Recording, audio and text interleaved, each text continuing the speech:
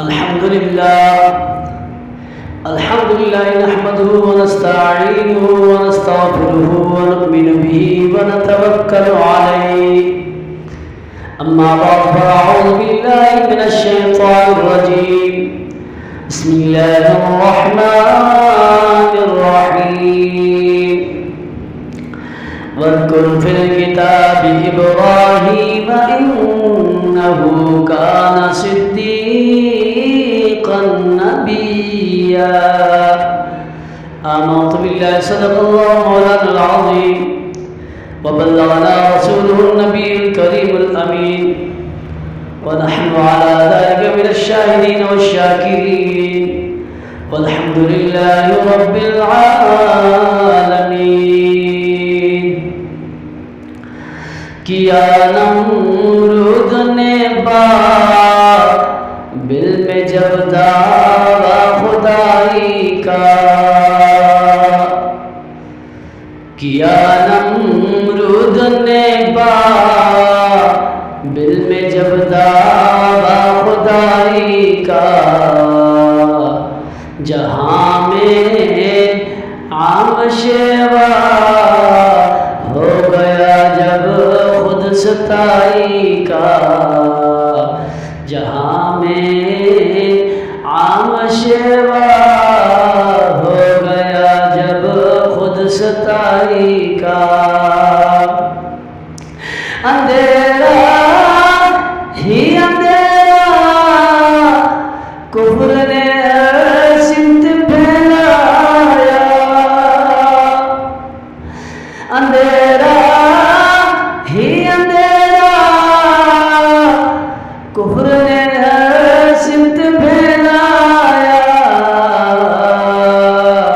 تو ابراہیم کو اللہ نے مبعوث فرمایا، تو ابراہیم کو اللہ نے مبعوث فرمایا.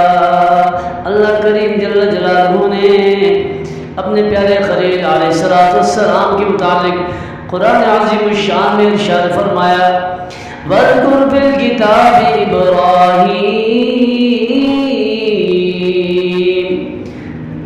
اور یاد کرو کتاب میں حضرت ابراہیم علیہ السلام کو، إِنَّهُ كَانَ صِدِّيقًا نَبِيًّا،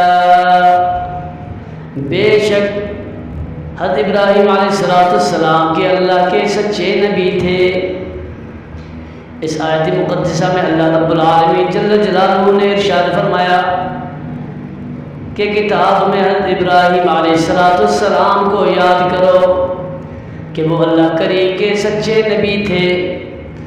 حضرت محترم اللہ کریم جل جلالہ نے اپنے خاص اور مقبول بندوں کا ذکر کرنے کا، ان کو یاد کرنے کا حکم ارشاد فرمایا،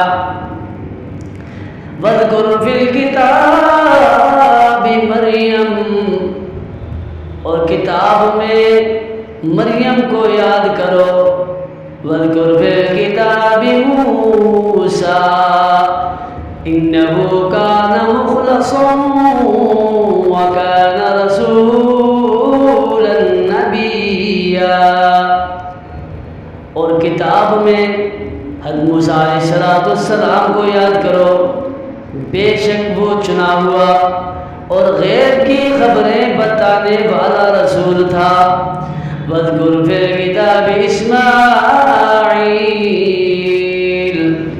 إِنَّهُ كَانَ صَادِقَ الْوَعْدِ وَكَانَ رَسُولًا نَبِيًّا، اور کتاب میں حضرت اسماعیل علیہ السلام کو یاد کرو، بے شک وعدے کا سچا تھا اور غیب کی خبریں بتانے والا رسول تھا.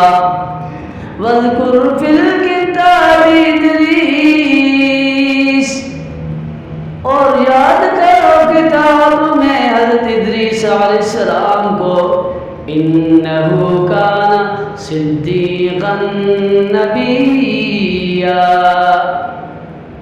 بے شک وہ صدیق تھا، غیب کی خبریں دیتا تھا.